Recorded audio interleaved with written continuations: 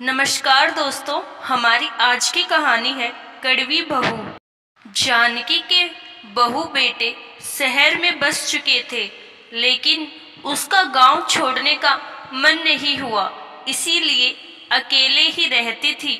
वह रोजाना की तरह मंदिर जाकर आ रही थी। रास्ते में उसका संतुलन बिगड़ा और गिर पड़ी। गांव के लोगों ने उठाया, पानी पिलाया और समझाया। अब इस अवस्था में अकेले रहना उचित नहीं, किसी भी बेटे के पास चली जाओ। जानकी ने भी परिस्थिति को स्वीकार कर बेटे बहुओं को ले जाने के लिए कहने हेतु फोन करने का मन बना लिया। जानकी की 3 बहुएं थी, एक बड़ी अति आज्ञाकारी, मंझली मध्यम आज्ञाकारी और छोटी कड़वी। जानकी अति धार्मिक थी। कोई व्रत त्योहार आता पहले से ही तीनों बहुओं को सचेत कर देती, अति खुशी खुशी व्रत करती। मध्यम भी मान जाती थी, लेकिन कड़वी विरोध पर उतर जाती। आप हर त्योहार पर व्रत रखवाकर उसके आनंद को कष्ट में परिवर्तित कर देती हैं। ये तो जुबान लड़ाने की आदत है। कुछ व्रत तप कर ले, आगे तक साथ जाएंगे। दोनों की किसी न किसी बात पर बहस हो जाती।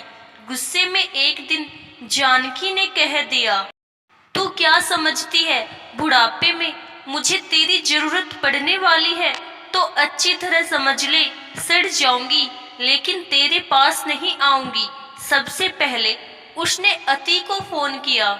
गिर गई हूँ, आजकल कई बार ऐसा हो गया है, सोचती हूँ तुम्हारे पास ही आ जाऊं। नवरात्रि में अभी नहीं माँ जी, नंगे पांव रह रही हूँ। आजकल किसी का छुआ भी नहीं खाती। मध्यम को भी फोन किया, लेकिन उसने भी बहाना कर टाल दिया। जब अति और मध्यम ही टाल चुकी तो कड़वी को फोन करने का कोई फायदा नहीं था और अहम अभी टूटा था, लेकिन खत्म नहीं हुआ था। फोन पर हाथ रख आने वाले कठिन समय की कल्पना करने लगी थी।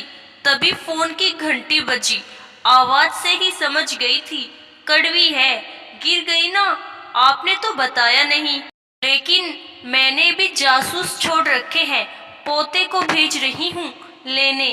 क्या तुझे मेरे शब्द याद नहीं? जिंदगी भर नहीं भूलूंगी। आपने कहा था सड़ जाऊंगी तो भी तेरे पास नहीं आऊंगी। तभी मैंने व्रत ले लिया था। इस बुढ़िया को सड़ने नहीं देना है। मेरा तप अब शुरू होगा। आशा करती हूँ दोस्तों, आपको हमारी आज की कहानी जरूर पसंद आई होगी। धन्यवाद।